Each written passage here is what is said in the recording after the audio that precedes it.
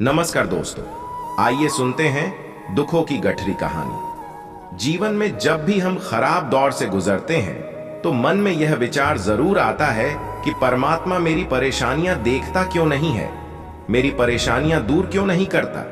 लेकिन सुख दुख तो हमारे जीवन का हिस्सा है। जीवन है तो परेशानियां भी होंगी। एक युवक की अपनी तमाम परेशानियों के लिए भगवान से शिकायत पर आधारित यह स्टोरी दुखों की गठरी।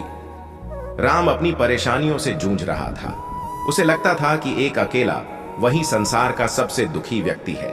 सिर्फ उसी के जीवन में तमाम मुसीबतें हैं। उसको भगवान से इस बात की बड़ी शिकायत रहती थी कि भगवान ने संसार के सारे दुख उसके हिस्से दे दिए और फिर सब कुछ भूलकर कानों में रुई लगाकर सो गए हैं। राम सोते जागते भगवान से प्रार्थना करता और फिर कभी भगवान को दोष देता तो कभी खुद को कोसता रहता। भगवान हैं कि न तो विनती से सुन रहे थे और न उसके उलाहने। अब राम बेचारा करे भी तो क्या करे। एक मुसीबत खत्म होती नहीं कि दूसरी आ जाती। एक दिन उसने सोने से पहले प्रार्थना की, प्रभु मैं आपके सामने कहता कहता थक गया, अब और मिन्नतों की इच्छा नहीं है। एक अंतिम बार कह रहा हूं, कृपा करके मेरी प्रार्थना सुन लीजिए। अगर आपको मेरे दुख नहीं मिटाने हैं तो कम से कम इतना तो कर सकते हैं कि किसी ऐसे व्यक्ति के दुखों से मेरा दुख बदल दीजिए जिसके जीवन में मुझसे कम दुख हो। हमेशा के लिए नहीं तो कम से कुछ महीनों के लिए ही सही, थोड़े दिन के लिए मुझे भी कुछ राहत मिल जाए।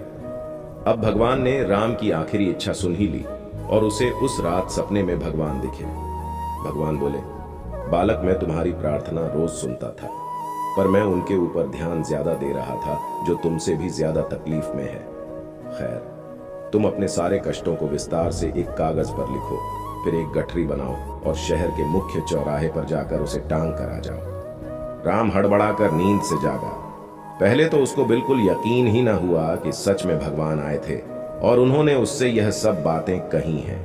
फिर सोचा कि आजमाने में क्या हर्ज है, क्या पता इससे ही कोई रास्ता निकल आए। उसने भगवान के दिए आदेश के अनुसार अपनी सारी परेशानियां अलग अलग कागजों पर लिखी। इतनी परेशानियां लिख डाली कि सच में कागज का ढेर खड़ा हो गया और उसे गठरी में ही बांधना पड़ा। अब राम ने अपनी गठरी उठाई और पहुंच गया चौराहे पर। लेकिन वहां पहुंचकर चौराहे का नजारा देखकर अचंभे में पड़ गया। उसने देखा कि चौराहे पर तो पहले से ही लोगों की लंबी लाइन लगी हुई है जो उसी की तरह अपने अपने दुखों की बड़ी बड़ी गठरी लिए आ पहुंचे हैं। आखिर यह चक्कर क्या है?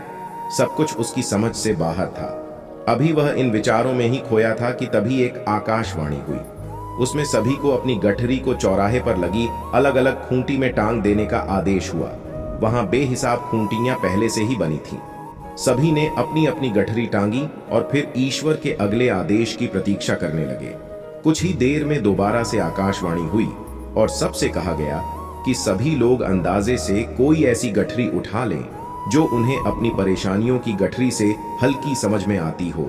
अब उन्हें वही दुख भोगने होंगे जो उनकी चुनी नई गठरी में दर्ज होंगे। आकाशवाणी सुनते ही सभी हल्की से हल्की गठरी को लपकने के लिए दौड़े। सबके साथ राम भी नई गठरी चुनने के लिए भागा।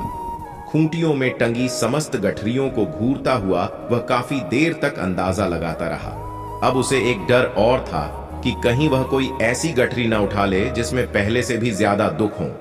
अगर ऐसा हुआ तो परेशानियां और बढ़ जाएंगी और मुझे लेने के देने पड़ जाएं। जीवन तहस नहस हो जाएगा सो अलग। अब उसके मन में तरह तरह के विचार आने लगे। वह सोचने लगा कि कम से कम वह अपने दुखों से भली भांति परिचित तो है और उन्हें झेलने का आदी भी हो गया है। उनके लिए कुछ रास्ते निकालने की शुरुआत भी की है। शायद उसका परिणाम आए तो एकाध दुख घट ही जाए। कहीं ऐसा ना हो कि चुनी गई नई गठरी में दुख और भी ज्यादा पीड़ादायक हो जाए। ऐसे विचारों में खोया वह एक के बाद एक गठरी के सामने से गुजरता, लेकिन तय नहीं कर पाया कि कौन सी गठरी चुनी जाए। उसे यह भी डर था कि कहीं कोई उसकी गठरी न उठा ले। इसी उधेड़बुन में फंसे राम ने आखिरकार अपनी गठरी ही उठा ली और चल पड़ा। उसने तय किया कि वह अब इन चुनौतियों का मुकाबले पहले से ज्यादा मजबूती से करेगा। धीरे धीरे राम को अपने ही दुख दूसरों से कम होते हुए महसूस हो रहे थे। और उसके जैसे ही भाव वहां मौजूद हर व्यक्ति में आ रहे थे। सच में सबको अपना दुख ज्यादा बड़ा और ज्यादा पीड़ादायक लगता है कि वही संसार का सबसे दुखी प्राणी है। पर हमसे भी ज्यादा न जाने कितने और दुखी हैं। कितने ही लोग ऐसे हैं जिन्हें 2 वक्त का भोजन भी मुश्किल से नसीब होता है।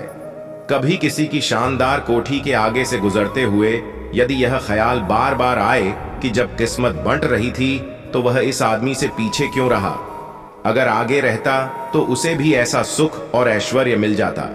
जिन लोगों के पास साहस और हौसला है वह आत्मविश्वास की नाव पर सवार होकर आसानी से जीवन की कठिनाइयों से सफलता प्राप्त कर लेते हैं। जरा ऐसे लोगों के बारे में सोचिए जो जीवन मृत्यु के बीच झूल रहे हैं। कम से कम आप किस्मत की लाइन में इनसे आगे तो थे। स्वस्थ हैं, अपने काम के लिए किसी पर निर्भर नहीं है, अपना काम खुद करने के काबिल है। अगर आपको हमारी यह स्टोरी पसंद आई हो तो अपने फ्रेंड्स को भी शेयर कीजिए और कमेंट में बताएं कि आपको कैसी लगी यह स्टोरी। जय श्री राम।